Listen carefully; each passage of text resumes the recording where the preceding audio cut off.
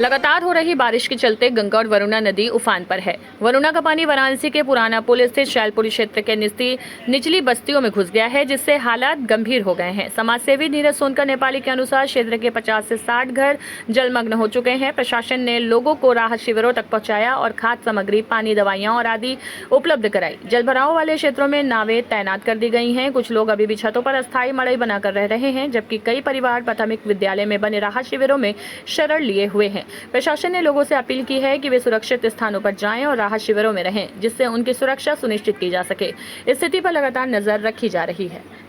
जी, अपना परिचय बता दीजिएगा। मैं पवन पांडे पचकोसी का रहने वाला हूँ और बाढ़ देख ही रहे हैं, बाढ़ बढ़ ही रहा है और यहाँ पर घर मकान डूब रहे हैं। 60-70 घर मकाने डूब चुके हैं, जिसमें कि यहाँ के लोग अस्थायी लोग मदद कर रहे हैं, जिसको जैसे निकाला जा रहा है, चौकी पर पहुँचाया जा रहा है। जो व्यवस्था हो सकता है थाना, पुलिस चौकी, नगर निगम कर रही है। और यहाँ के जो पार्षद हैं उनकी क्या सहयोग है यहाँ के लिए? उनके विषय में अवकाश अंसारी हैं, सेवा में लगे हुए हैं और जितना हो सकता है अपने सूचना मदद वो कर रहे हैं। क्या जो यहाँ पे रुकने के लिए जो व्यवस्था की गई है, वहाँ पे खाने पीने का, रहने का क्या व्यवस्था है? तहरी बन रही है, तहरी बन रहा है, कभी पूरी सब्जी बन जा रहा है। जितना हो सकता है उतना अच्छे से अच्छा हो रहा है।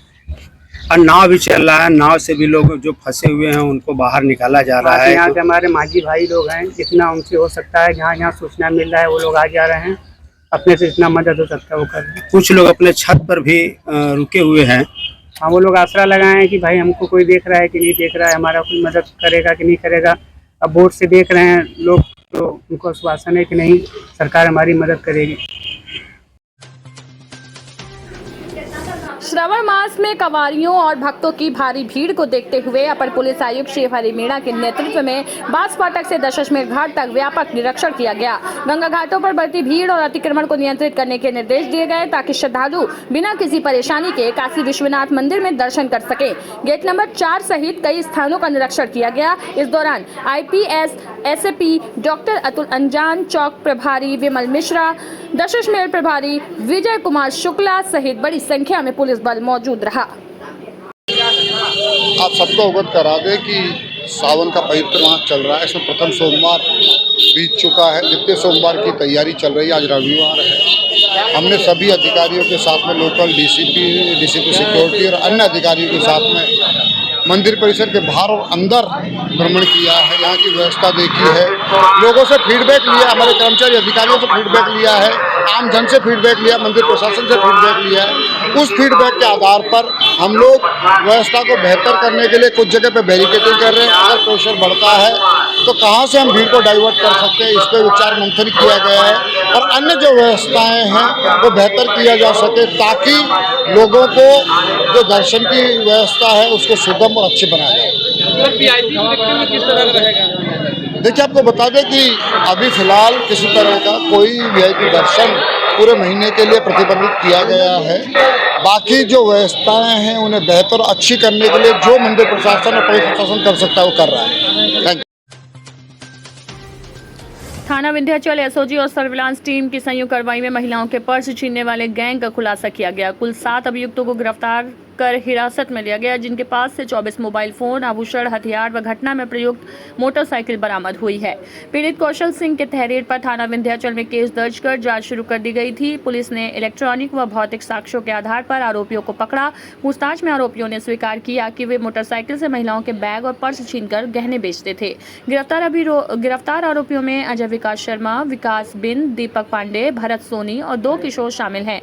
मुख्य आरोपी दीपक पांडे पर पहले से कई आपराधिक मुकदमे दर्ज है, जिनमें हत्या और गुंडा एक्ट शामिल है। बरामद सामान में मोबाइल, मंगलसूत्र, पायल, झुमका, सफेद धातु की पेटी व 2 देसी तमंचे शामिल हैं। सभी आरोपियों को जेल व किशोर सुधार गृह भेजा गया है। जो आज हमारा यहाँ पे खुलासा किया है, थानाध्यक्ष विंध्याचल, SOG प्रभारी और सर्विलांस की जॉइंट टीम ने हमारे कप्तान साहब सुनील वर्मा सर के स्पष्ट निर्देशन में ये लगातार जो यहाँ घटना आसपास के मेजा, विंध्याचल या भदोही में जो हो रही थी, उसके परिप्रेक्ष्य में इन अपराधियों को पकड़ा गया है। ये अंतरजनपदीय जो है घटनाएं कारित करते थे, चोरी छिनैती और इसी क्रम में इनके द्वारा बहुत सारी घटनाएं की जो पुलिस द्वारा इसमें इनसे करीब 250 ग्राम चांदी इत्यादि इनसे बरामद किया है और 25 मोबाइल, मोटरसाइकिल और अन्य जो तमंचा इत्यादि इनसे बरामद किए गए। इसमें जो है 5 जो अभियुक्त हैं जो यहाँ प्रदर्शित किए हैं, वहाँ 2 बाल अपचारी भी हैं इनके पूरे गैंग में, और ये अलग अलग घटनाओं में अलग अलग अपने इस गैंग मेंबर के साथ ही कार्य करते थे। सर, इनका कोई आपराधिक इतिहास हो रहा है? आपराधिक इतिहास इसमें जो मेन गैंग लीडर है कसलधरा का है, इसका पूर्व में आपराधिक इतिहास भी रहा है। इसने 302 का भी क्राइम किया है। इसने जीआरपी में घटनाएं लूट की हैं और इसके साथ ये यहाँ पर जो इसमें जो जहाँ ले जाके मोबाइल नंबर में टेम्परिंग भी करते थे मोबाइल फ़ोन के साथ, IMEI के साथ, उस अपराधी पे भी मुकदमे हैं। पूर्वत अभी वो 25 दिन पहले जेल से छूट के आया है। तो इस तरीके से इनके मेंबर्स में पुराना आपराधिक इतिहास है। सर, अभी विंध्याचल में कुछ दिन पहले पर्स और महिला के साथ छीनती हुई थी, क्या इसमें इन्वॉल्व हैं? जी, इसमें इन्वॉल्व कई लोग हैं सर। ये 5 इसमें जो है वो बालिग अपराधी हैं, 2 नाबालिग भी हैं। इनकी और भी घटनाओं में सम्मिलित हैं और भी इन्होंने, जैसा कि अभी मैंने बताया, उस पर अग्रिम विधिक कार्रवाई की जाएगी जिस प्रकार से इनके हिसाब से मोबाइल नंबर और इत्यादि इनसे बरामद किए।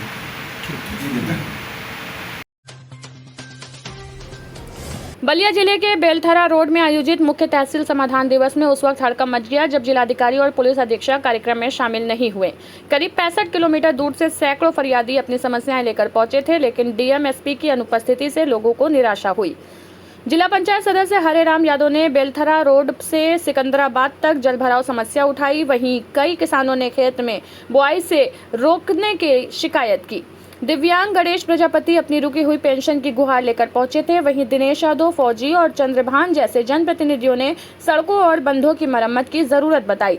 एसडीएम ने शिकायतें तो सुनी, लेकिन जनता ने अधिकारियों की गैर मौजूदगी पर नाराजगी जताई। लोगों ने मांग की है कि भविष्य में समाधान दिवस में वरिष्ठ अधिकारियों की मौजूदगी सुनिश्चित हो।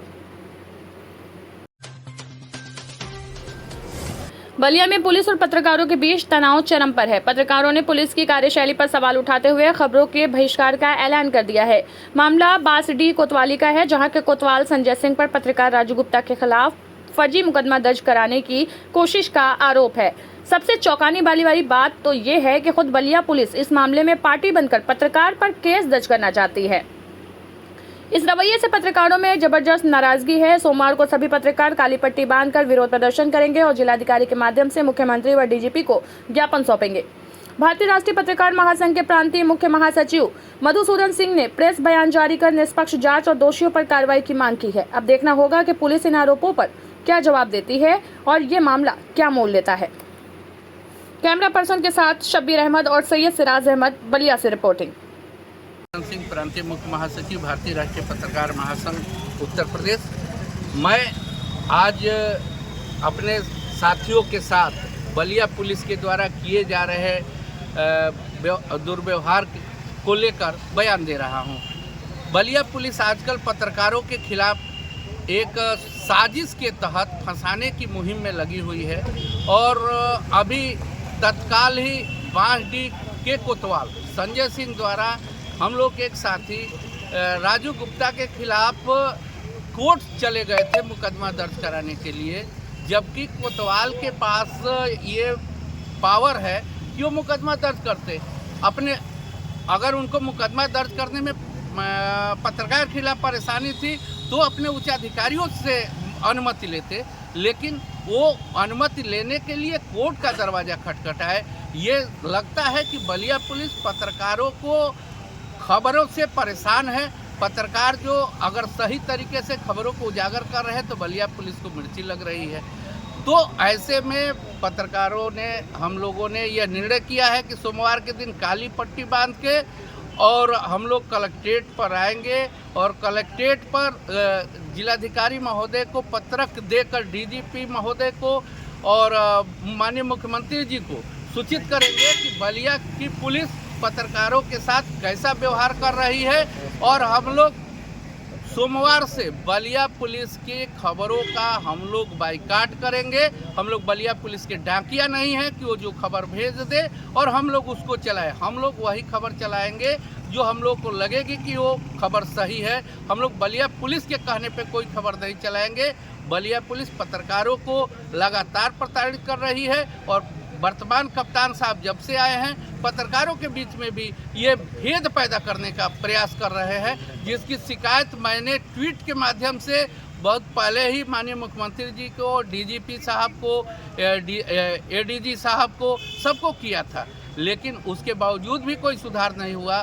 तो अब हम लोग सोमवार के दिन काली पट्टी बांध के बलिया पुलिस के खिलाफ आएंगे, पत्रक देंगे और बलिया पुलिस की खबरों का बाइकाट करेंगे। एक रणनीति तैयार की जाएगी और इसके बाद एक रणनीति तैयार करके आगे की कार्रवाई की जाएगी कि अगर इस तरीके से कोई भी थानेदार किसी पत्रकार के खिलाफ मुकदमा करने की कोशिश करता है तो उसके खिलाफ भी हम लोग क्या कार्रवाई कर सकते हैं, कानूनी कार्रवाई किस तरीके से लड़ी जा सकती है।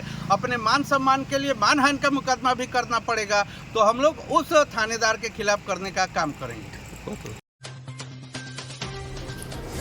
पूर्वोत्तर रेलवे श्रमिक संघ के जोनल कार्य समिति की बैठक आज विश्व हिंदू परिषद कार्यालय इंग्लिश अलाइन वाराणसी में संपन्न हुई। दीप प्रज्वलन व पूज्य दत्तोपंत ठेंगरी भारत माता व विश्वकर्मा जी के चित्रों पर माल्यार्पण के साथ कार्यक्रम की शुरुआत हुई। बैठक के मुख्य अतिथि अखिल भारतीय मंत्री भारतीय मजदूर संघ अशोक कुमार शुक्ला, कोषाध्यक्ष रेलवे मजदूर संघ जगदीश प्रसाद गुप्ता तथा विशेष आमंत्रित सदस्य शंभूनाथ तिवारी रहे। अध्यक्षता अरविंद कुमार ने की, संचालन महामंत्री बजरंगी दुबे ने किया। श्री शुक्ला ने कर्मचारियों से संगठित होकर कार्य करने की अपील की और कहा कि संगठन की मान्यता जरूर है, लेकिन बिना मान्यता के भी कर्मचारियों के हितों की रक्षा की जा सकती है। उन्होंने 8वें वेतन आयोग व बोनस सुधार की आवश्यकता पर जोर दिया। बैठक में प्रदेश अध्यक्ष विश्वेश्वर राय सहित कई पदाधिकारी व कार्यकर्ता उपस्थित रहे। अरविंद कुमार, अध्यक्ष पूर्वोत्तर रेलवे श्रमिक संघ। में क्या निर्णय लिया गया है? आज ये हमारा जो कार्यक्रम चल रहा है, ये हम लोग संगठनात्मक चर्चा कर रहे हैं, अपने संगठन को कैसे मजबूत करें और कर्मचारी समस्याओं को समाधान के लिए हम लोग कौन सा पहल करें। विगत दिसंबर में मान्यता के लिए चुनाव हुआ था, उसमें हमारे संगठन ने मान्यता से बाहर रही है, हम लोग मान्यता में नहीं आए हैं। लेकिन जो संगठन मान्यता में आया है उससे कर्मचारियों का मोह भंग शुरू हो गया है, क्योंकि वो लोग सिर्फ सुविधा भोगी के रूप में मान्यता में आए हैं। कोई भी कर्मचारी के हितों का कोई कार्य नहीं अभी तक हो पाया है। हम अपने लोगों को जागरूक कर रहे हैं कि पूर्व में जिस प्रकार से कर्मचारी हितों के रक्षार्थ कार्य हम लोग कर रहे थे, फिर से हम लोग एकजुटता के साथ और मजबूती के साथ प्रशासन के सामने अपनी समस्याओं को रखेंगे, उनका समाधान कराएंगे। साथ ही साथ 8वां वेतन आयोग आने वाला है। हम सभी संगठनों से भी मतलब ये आशा करते हैं कि वो लोग सहयोग करें कि एक सफल ढंग से जो कोई विसंगति न हो, इस ढंग से वेतन का निर्धारण हो सके। साथ साथ अभी त्यौहार आने वाला है, बोनस की लिमिट आज भी हमारी 7,000 है, जबकि मिनिमम वेतन 18,000 से शुरू हो रहा है। तो बोनस की लिमिट बढ़ाने के लिए भी हमारी वार्ताएं होती रही हैं। इस बार भी भरपूर प्रयास है कि हम लोग अपने बोनस की सीलिंग को बढ़वाएंगे और नए सीलिंग से बोनस का भुगतान करने के लिए सरकार पर दबाव बनाएंगे। धन्यवाद। लाटशाही मजार के पास चला बुलडोजर, अवैध कब्जा हटाया। कैंट थाना क्षेत्र स्थित सर्किट हाउस परिसर में प्रशासन ने रविवार को लाटशाही मजार के आसपास बने अवैध कब्जों को बुलडोजर से चलाया। पीएचडब्ल्यूडी और पुलिस की मौजूदगी में कार्रवाई शांतिपूर्ण रही। मजार के मुख्य भवन को नहीं छुआ गया, सिर्फ उसके आसपास का अतिक्रमण हटाया गया। प्रशासन ने मजार से जुड़े दस्तावेज कमेटी से मांगे हैं और स्पष्ट किया है कि बिना अनुमति के किसी भी निर्माण को बर्दाश्त नहीं किया जाएगा। मजार के ऊपर कार्रवाई नहीं की जा रही है और मजार के बगल में जो अवैध अतिक्रमण ये लोग किए हुए थे उसके लिए इनको नोटिस भी गई थी और इनसे डॉक्यूमेंट भी मांगे गए थे। डॉक्यूमेंट देखने के बाद यही लगा कि जो है मजार छोड़ करके बाकी इंक्रोचमेंट में है, बाकी और डॉक्यूमेंट मजार साइड के मांगे गए हैं इनसे। जब ये पुटअप करेंगे तो उस पर विचार किया जाएगा, लेकिन अभी वर्तमान में जो इंक्रोचमेंट की जो है कार्रवाई हो रही है वो अतिक्रमण होने के कारण ही हो रही है। तो मजार के बगल में जो परिसर में जो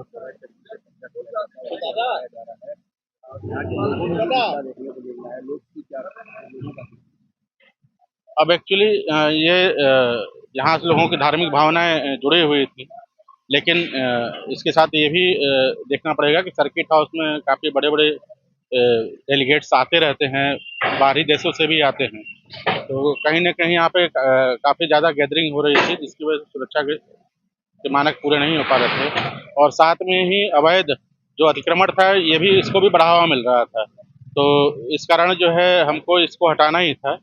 और पब्लिक की किसी भावना को आहत करना हमारा उद्देश्य नहीं है।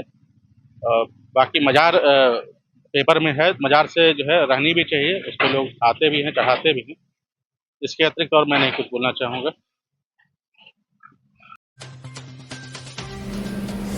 श्रद्धा और सुरक्षा के भाव के साथ सावन के दूसरे सोमवार को काशी में सुरक्षा व्यवस्था को लेकर पुलिस प्रशासन पूरी तरह सतर्क नजर आया। इसी क्रम में पुलिस कमिश्नर ने खुद बाबा विश्वनाथ मंदिर से गुदौलिया तक पैदल निरीक्षण किया। उन्होंने रास्ते में सुरक्षा इंतजामों का जायजा लिया, श्रद्धालुओं की भीड़ को नियंत्रित करने के लिए तैनात पुलिस कर्मियों को दिशा निर्देश दिए और मौके पर मौजूद अधिकारियों से व्यवस्थाओं की जानकारी ली। पुलिस कमिश्नर ने कहा कि श्रद्धालुओं की सुरक्षा और सुविधा सर्वोच्च प्राथमिकता है और सावन के बाकी सोमवारों को भी इसी तरह की मुस्तैदी बरती जाएगी। श्रद्धालुओं ने भी सुरक्षा प्रबंधों पर संतोष जताया और प्रशासन का धन्यवाद किया।